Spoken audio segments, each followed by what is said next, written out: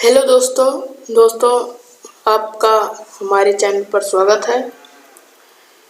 इस वीडियो में हम जो चल रहा था कोशिका का पाठ, उसी कोशिका पहले वाले पार्ट में केवल 8 प्रश्न हुए थे, तो दूसरे वाले पार्ट में 9 से शुरुआत कर रहे हैं प्रारंभ।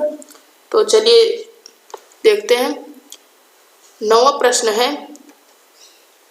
किस कोशिका में हिस्टोन प्रोटीन अनुपस्थित होता है? किस कोशिका में हिस्टोन प्रोटीन अनुपस्थित होता है? प्रोकैरियोटिक कोशिका, यूकैरियोटिक कोशिका। किस कोशिका में हिस्टोन प्रोटीन अनुपस्थित होता है?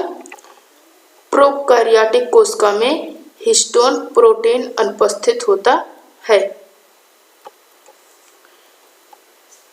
प्रोकैरियोटिक कोशिका में हिस्टोन प्रोटीन नहीं पाया जाता। जो दूसरा है यूकैरियोटिक कोशिका, इस वाले कोशिका में हिस्टोन प्रोटीन का बना हुआ डीएनए पाया जाता है। यदि दोनों में अंतर पूछा जाएगा तो आप ये लिख सकते हैं कि प्रोकैरियोटिक कोशिका में हिस्टोन प्रोटीन नहीं पाया जाता। फिर लिखेंगे यूकैरियोटिक कोशिका में हिस्टोन प्रोटीन का बना हुआ डीएनए पाया जाता है। 10वां प्रश्न, निम्न में से किसे चयनात्मक झिल्ली कहते हैं? कोशिका कला, केंद्रक कला, कोशिका भित्ति, जीव द्रव्य। निम्न में से किसे चयनात्मक झिल्ली कहते हैं? कोशिका कला को हम चयनात्मक झिल्ली कहते हैं। तो कोशिका कला को ही हम चयनात्मक झिल्ली कहते हैं। ये जान लेते हैं किस कारण इसे चयनात्मक झिल्ली कहा जाता है। तो ये जो कोशिका कला होता है, यह जो पदार्थ होते हैं, पदार्थों को कोशिका के बाहर से अंदर आने या जाने की, मतलब उसमें आने या जाने का उसकी अनुमति देता है, तथा यह किसी न किसी पदार्थ की गति को भी रोक देता है। जो इसके लिए लाभदायक होगा उसे जाने देगा और यथा नहीं जाने देगा। तो निम्न में से किसे चयनात्मक झिल्ली कहते हैं? कोशिका कला को कहते हैं। यह चयन करता है कि किस पदार्थ की गति को हमें रोकना है या नहीं रोकना है, इसलिए इसे चयनात्मक झिल्ली कहते हैं। 11वां प्रश्न, इकाई कला मॉडल किसने प्रस्तुत किया? Singer, Robertson. इकाई कला मॉडल किसने प्रस्तुत किया?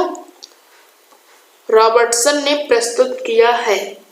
इकाई कला मॉडल रॉबर्टसन ने प्रस्तुत किया है। तरल मोज़ेक मॉडल किसने प्रस्तुत किया? Singer, Robertson. तो तरल मोज़ेक मॉडल को सिंगर नामक वैज्ञानिक ने प्रस्तुत किया है। 13वां प्रश्न है, निम्न में से कौन यह कार्य करता है? यहाँ पर कार्य दिया गया है, कोशिका को बाहर रक्षात्मक आवरण प्रदान करना। निम्न में से कौन यह कार्य करता है कि कोशिका को बाहर रक्षात्मक आवरण प्रदान करता है? तो कौन प्रदान करता है? केंद्रक कला, जीव द्रव्य, कोशिका भित्ति, कोशिका कला। तो जो कोशिका भित्ति होती है,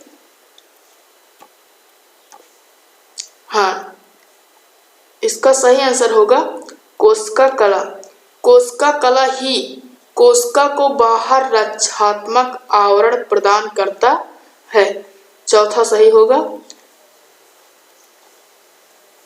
14वां प्रश्न, निम्न में से कौन यह कार्य करता है? कोशिका को निश्चित आकार प्रदान करना। तो कोशिका को निश्चित आकार कौन प्रदान करता है? केंद्रक कला, जीव द्रव्य, कोशिका भित्ति, कोशिका कला। तो यहाँ पर भी कोशिका कला ही कोशिका को निश्चित आकार प्रदान करता है। चौथा यहाँ पर भी सही होगा। 15वां प्रश्न, कोशिका भित्ति कहाँ पाई जाती है? पादप कोशिका के चारों ओर, जंतु कोशिका के चारों ओर। पादप कोशिका भित्ति कोशिका भित्ति कहाँ पाई जाती है? पादप कोशिका के चारों ओर या जंतु कोशिका के चारों ओर? कोशिका भित्ति पादप कोशिका के चारों ओर पाई जाती है। 16वां, कोशिका भित्ति किससे बनी होती है? कोशिका भित्ति किससे बनी होती है? Protein, lipid, cellulose. तो कोशिका भित्ति सेलुलोज से बनी होती है। सेलुलोज पौधों को क्या प्रदान करता है? रचनात्मक दृढ़ता, संरचनात्मक दृढ़ता। तो सेलुलोज पौधों को क्या प्रदान करता है? संरचनात्मक दृढ़ता प्रदान करता है। दूसरा सही होगा। 18वां, कोशिका भित्ति को कितने भागों में बांटा गया है? तो सही 4 भागों में बांटा गया है। कौन सी भित्ति कोशिका के मध्य पटल के दोनों ओर पाई जाती है? प्राथमिक कोशिका भित्ति, द्वितीयक कोशिका भित्ति, तृतीयक कोशिका भित्ति। कौन सी भित्ति कोशिका के मध्य पटल के दोनों ओर पाई जाती है? प्राथमिक कोशिका भित्ति जो होती है वह मध्य पटल के दोनों ओर पाई जाती है।